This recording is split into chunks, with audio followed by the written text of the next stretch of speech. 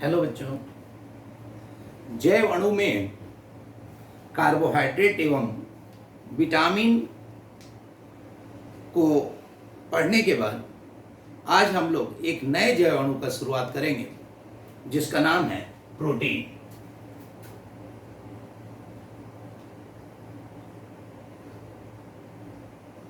Protein एक अति महत्वपूर्ण जैव अणु है। प्रोटीन के बारे में अगर हम देखें तो ये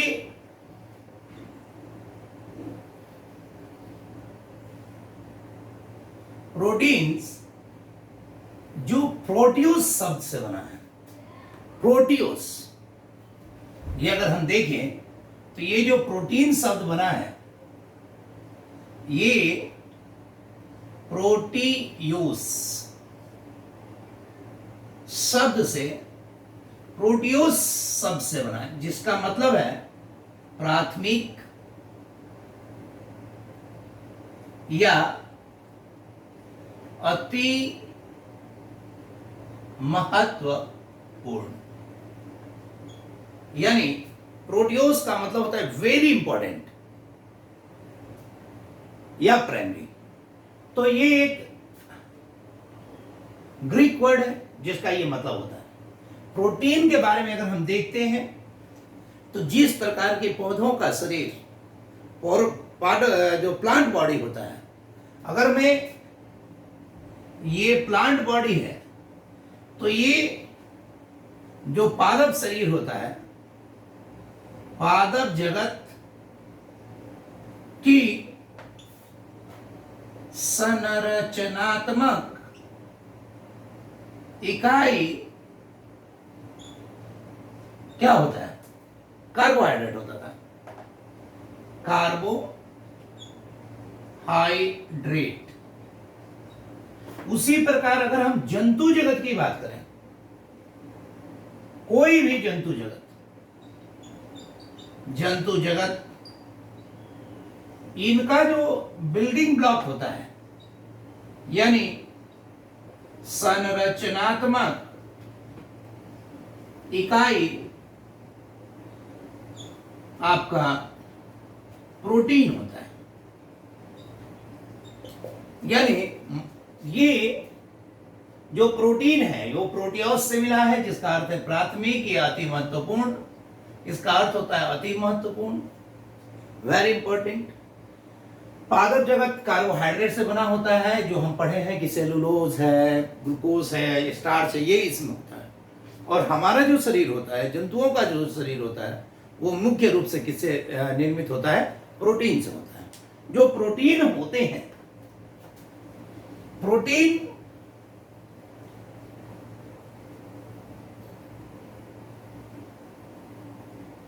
जो मुख्य रूप से हमें मिलता है, इसका जो स्रोत है,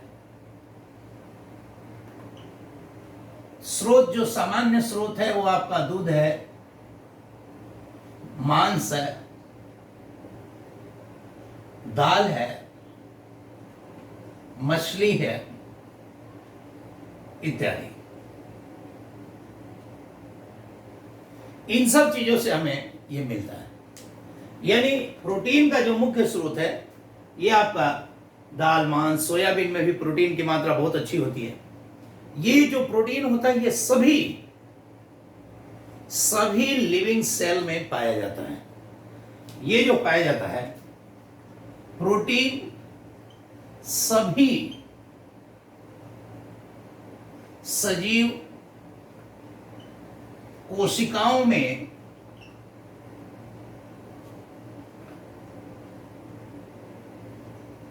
उपस्थित होता है। यानी कहने का मतलब है 10 से 20% भाग, जो 10 से 20% कोशिका द्रव्य होता है वो प्रोटीन होता है। प्रतिशत कोशिका द्रव्य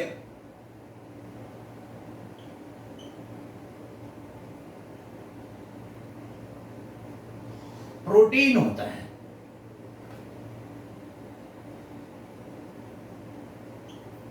10 से 20% जो कोशिका द्रव्य होता है वो प्रोटीन होता है। हमारे पास जो प्रोटीन उपस्थित है, अगर हम उसे देखते हैं तो कई रूपों में उपस्थित है। जैसे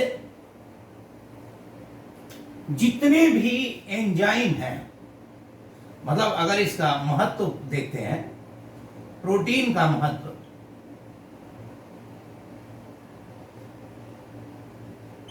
अब देखिए प्रोटीन का क्या खास महत्व है कि जितने भी एंजाइम हैं, एंजाइम जो जैव प्रक्रियाओं को नियंत्रित करता है, एंजाइम प्रोटीन होते हैं। सभी एंजाइम वे प्रोटीन जो जैव अभिक्रियाओं को नियंत्रित करते हैं।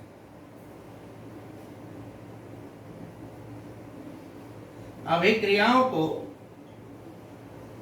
नियंत्रित करते हैं। अच्छा, हार्मोन, जो हार्मोन हमारे शरीर में होता है ये भी प्रोटीन होता है। प्रोटीन जो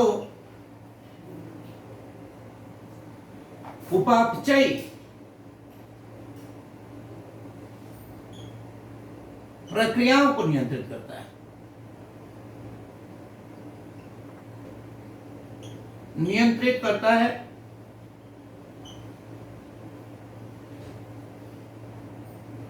अच्छा, एंटीबॉडी या प्रतिरक्षी, ये जो होते हैं ये हमारे शरीर को विषैले पदार्थों से सुरक्षा प्रदान करते हैं। ये जो होते हैं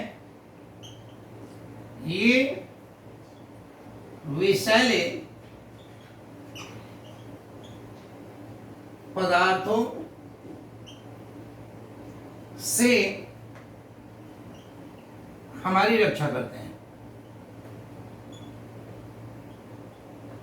ये जो आपका रुधिर है, रुधिर यानी खून, रुधिर हो गया यानी ब्लड, मांसपेशियां हो गई, मांसपेशियां,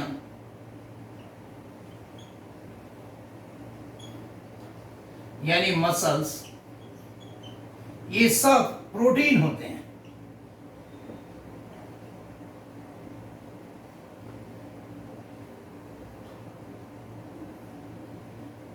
ये आपका जो है बाल हो गए, नाखून हो गए, ये सब प्रोटीन का रूप है।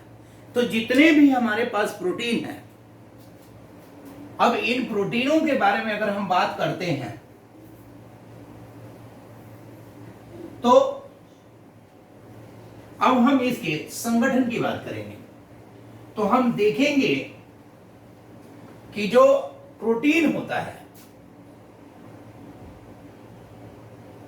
अगर मैं प्रोटीन का आंशिक जल अपघटन करूं तो हमें पेप्टाइड प्राप्त होगा। क्या प्राप्त होगा? पेप्टाइड। और अगर मैं इसका फिर से जल अपघटन कर दूं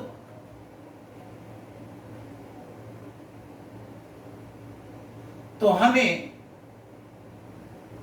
एमिनो अम्ल प्राप्त होंगे। एमिनो अम्ल, जिसे हम अल्फा एमिनो अम्ल कहेंगे। यानी प्रोटीन का अगर पूर्ण जल अपघटन कहते हैं, जल अपघटन, यानी प्रोटीन का आंशिक अगर करते हैं तो पेप्टाइड होता है, और प्रोटीन का अगर पूर्ण जल अपघटन कहते हैं तो अल्फा एमिनो अम्ल प्राप्त होते हैं। तो यानी हम ये कह सकते हैं कि जो प्रोटीन होते हैं, प्रोटीन की संरचनात्मक इकाई अल्फा एमिनो अम्ल है। यानी प्रोटीन की संरचनात्मक इकाई अल्फा एमिनो अम्ल है। अब ये देखिए कि ये नया शब्द आ रहा है आपके पास, एमिनो अम्ल है, या यूं कहें कि प्रोटीन वे जैवअणु या वे जटिल जैवअणु जो अल्फा एमिनो अम्ल के बहुलक होते हैं।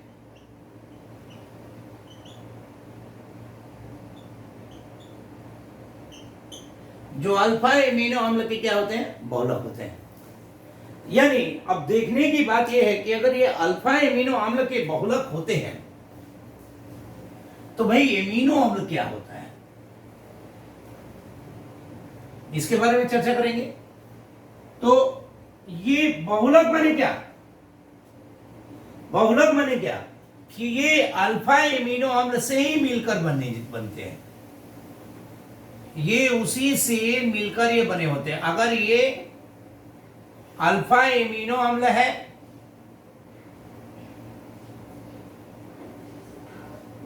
तो ये पूरा आपका प्रोटीन है। प्रोटीन जो होते हैं ये बृहदाणु होते हैं, बृहदाणु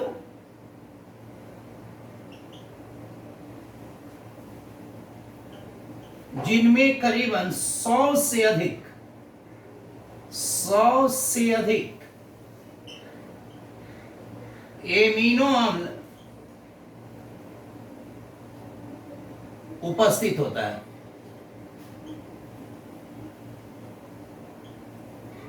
अच्छा, इनका जो आणविक द्रव्यमान होता है उच्च आणविक द्रव्यमान होता है। कितना भाई? 10,000 यूनिट से अधिक। ये 10,000 इकाई से अधिक इसका आणविक द्रव्यमान होता है प्रोटीन का। तो अभी अभी हम लोगों ने पढ़ा कि यह एमिनो अम्ल से बना होता है, बृहदाणु होता है। 100 से अधिक एमिनो अम्ल एक प्रोटीन में उपस्थित होते हैं जिसका द्रव्यमान 10,000 इकाई से अधिक होता है। जो प्रोटीन होते हैं इनमें प्रोटीन के मुख्य जो घटक होते हैं ये देखिए होते हैं कार्बन, हाइड्रोजन, ऑक्सीजन, नाइट्रोजन और सल्फर। और कुछ प्रोटीन में फास्फोरस तथा आयोडीन भी पाया जाता है। आयोडीन। और एक और बात देखिए, और कुछ और ऐसे होते हैं कुछ प्रोटीन में अल्प मात्रा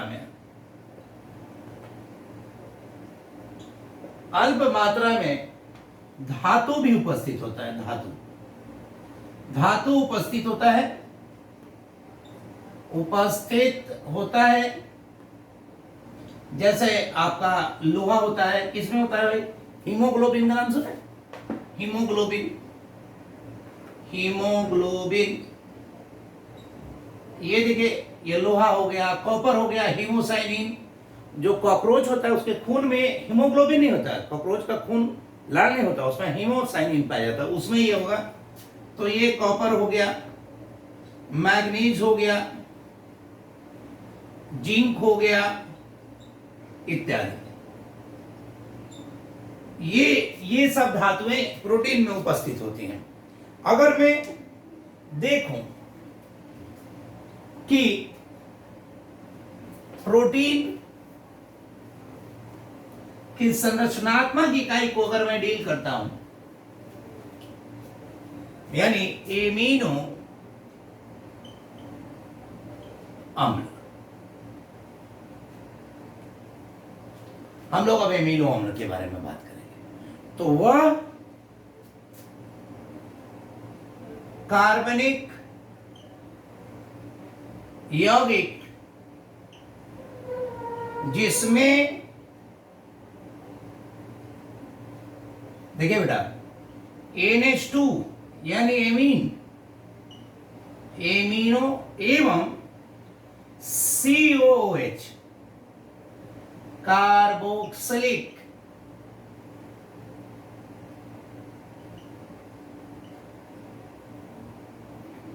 अम्ल, ये समूह और कार्बोक्सिलिक समूह दोनों अभिलक्षीय समूह के रूप में उपस्थित होते हैं। अभिलक्षीय समूह के रूप में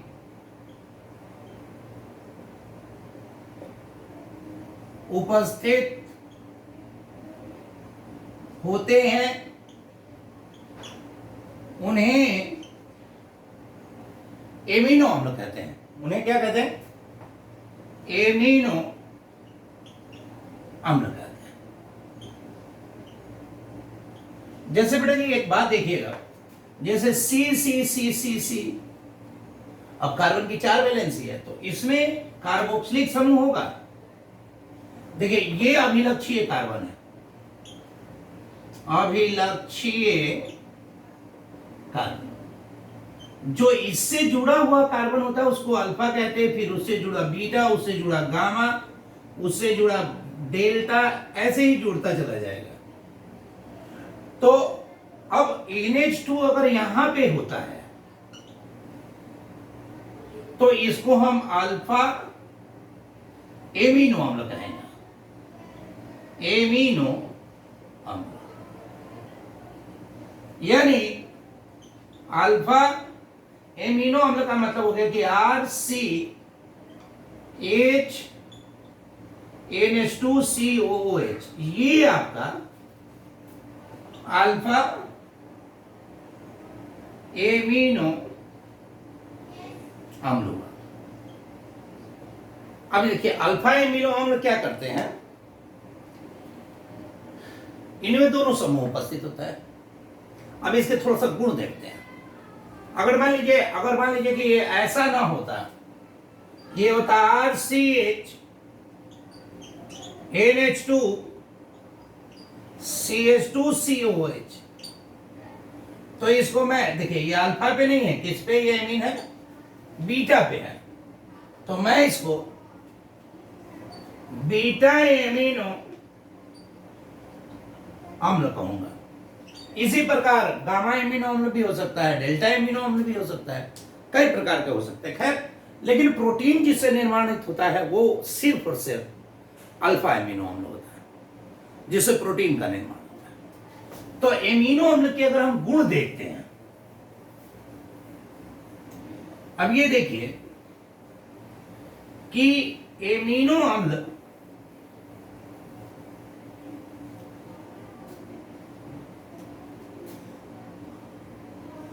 जैसे एमिनो अम्ल जो होंगे आपस में पेप्टाइड आबंध, जिसे एमाइड आबंध भी कह सकते हैं, आपस में पेप्टाइड आबंध द्वारा जुड़े होते हैं। अब पेप्टाइड आबंध का मतलब ये हो गया कि जैसे मान लीजिए कि ये C डबल बॉन्ड O और ये OH है, और दूसरे वाले का ये NH2 समूह है, तो ये इसका निकल जाएगा और ये बनेगा क्या भाई, सी डबल बॉन्ड ए, ये वाला बन गया। और ये NH, यही है बेटा जी पेप्टाइड आबंध। पेप्टाइड आबंध, इसी को हम लोग एमाइड आबंध भी कहते हैं। अब ये देखिए कि ये एमाइड आबंध हो गया या पेप्टाइड, इसमें एक H2O यानी जल अणु भी उत्पन्न होता है, जल अणु उत्पन्न होता है। यानी मैं ये कह सकता हूं कि जब पेप्टाइड आबंध का निर्माण होता है तो प्रत्येक पेप्टाइड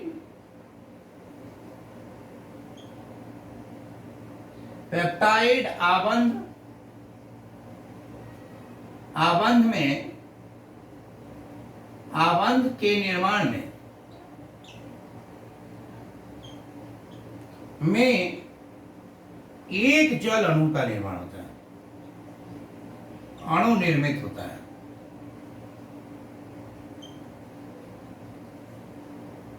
अब ये देखिए, अगर मान लीजिए कि किसी चीज में अगर एक पेप्टाइड होगा तो एक पेप्टाइड, द्विपेप्टाइड हो सकते हैं कि दो पेप्टाइड आबंध हो, त्रिपेप्टाइड हो सकते हैं, पॉलीपेप्टाइड भी हो सकते हैं।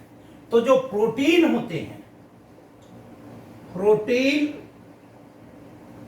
पॉलीपेप्टाइड होते हैं, ठीक है।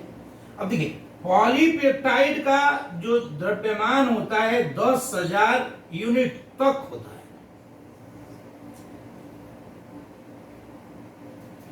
लेकिन यदि अणु द्रव्यमान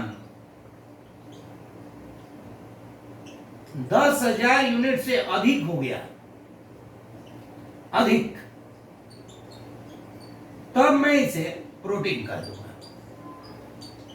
मतलब ये भी कह दीजिए कि वे पॉलीपेप्टाइड जिनका द्रव्यमान 10,000 यूनिट से अधिक होता है उन्हें हम प्रोटीन कह सकते हैं। इस बात को ध्यान देना होगा। अब देखने की बात यह है कि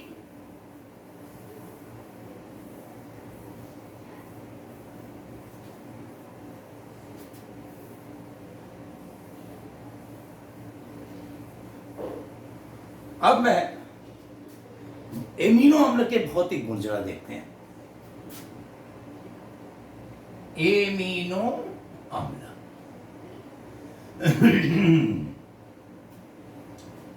अगर इसके गुण देखिए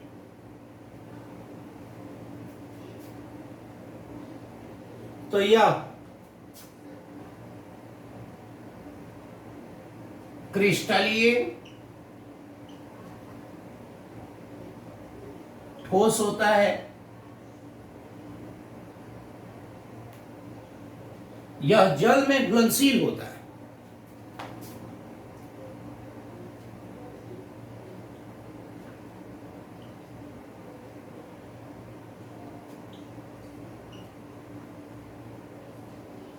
उच्च क्वथनांक होता है,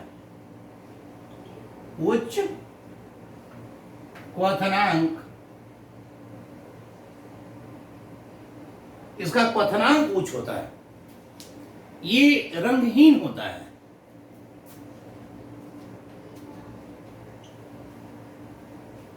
रंगहीन होता है। अच्छा, अब ये देखिए, अगर एमिनो अम्ल देखा जाए तो RCH और ये COH, तो ये एक एल्किल ग्रुप है,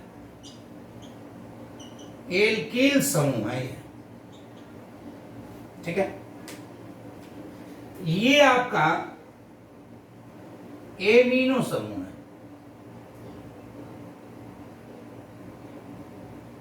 और ये एक कार्बोक्सिलिक समूह है।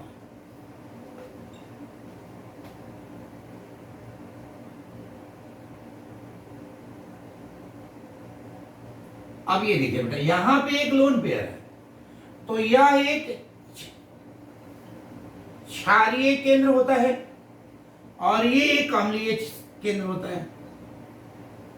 लेकिन जानते हैं एक बहुत विशेष बात कि एमिनो अम्ल ना तो इसकी तरह व्यवहार करता है ना तो इसकी तरह व्यवहार करता है।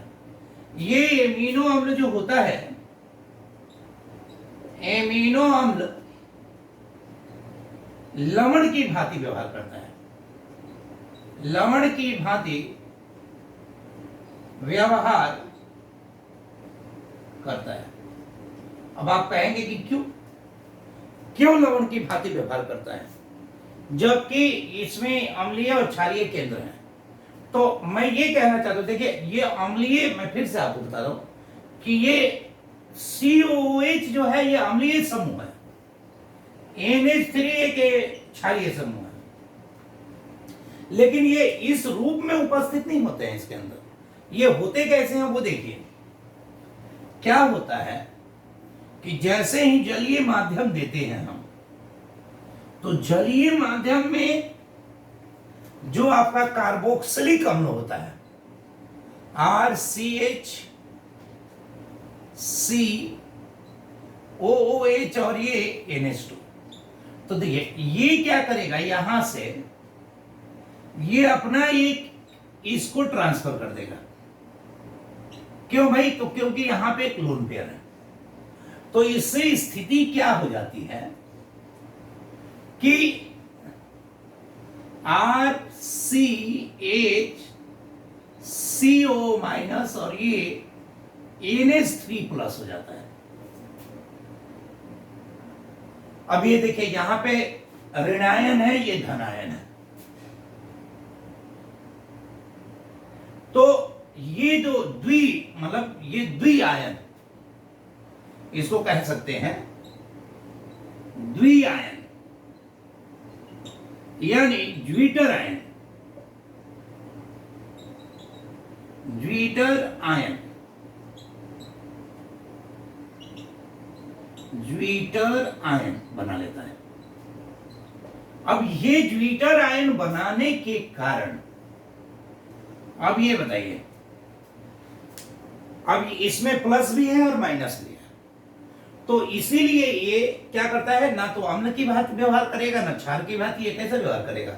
ये लवण की भांति व्यवहार करेगा। दूसरी बात, अच्छा अब ये चूंकि इस रूप में है, तो अगर कोई आपसे पूछे कि एमिनो अम्ल का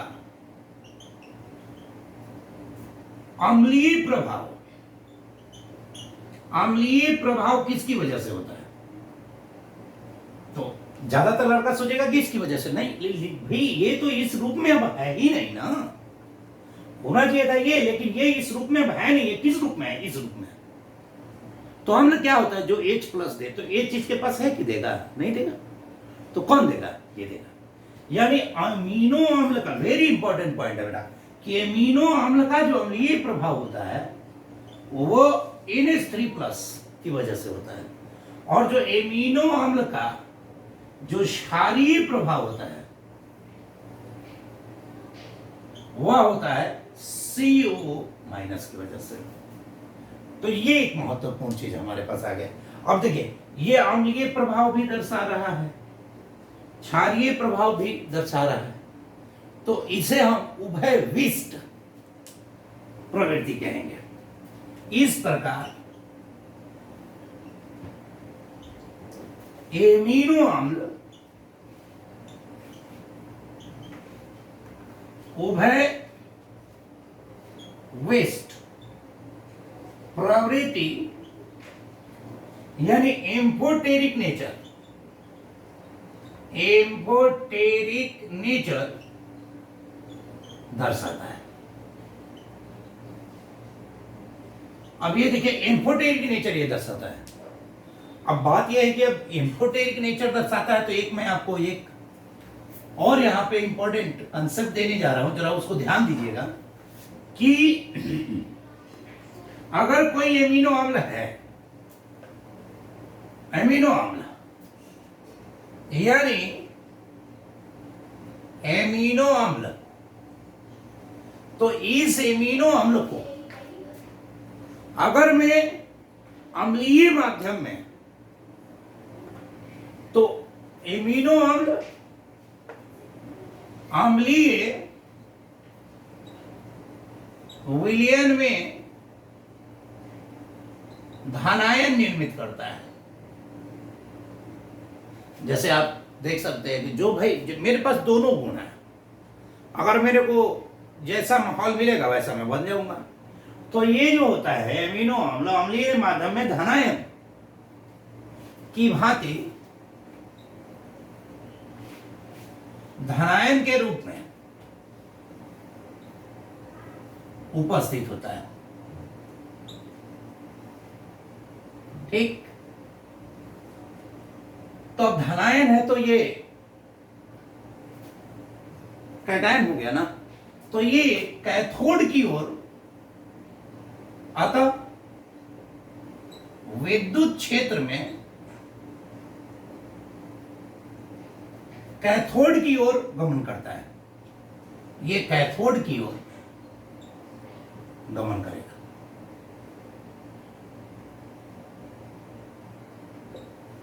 भाई अब ये धनायन है यानी प्लस है, तो माइनस की ओर जाएगा। उसी प्रकार अगर एमिनो अम्ल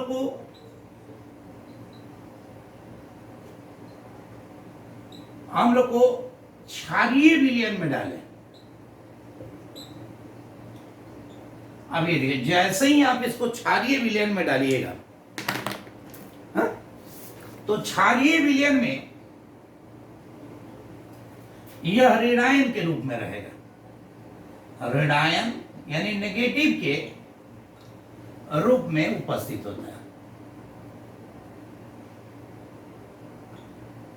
और जब ये उपस्थित होता है तो अब ये एनोड हो गया, अतः एनोड की ओर गमन करता है।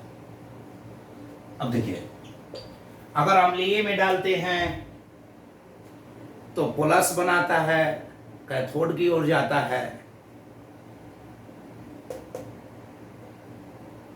क्षारीय में डालते हैं तो माइनस बनाता है, एनोड की ओर जाता है। लेकिन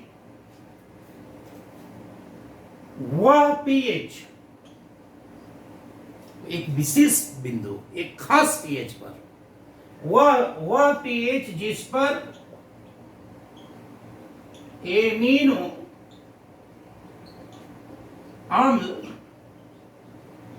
में उपस्थित आयन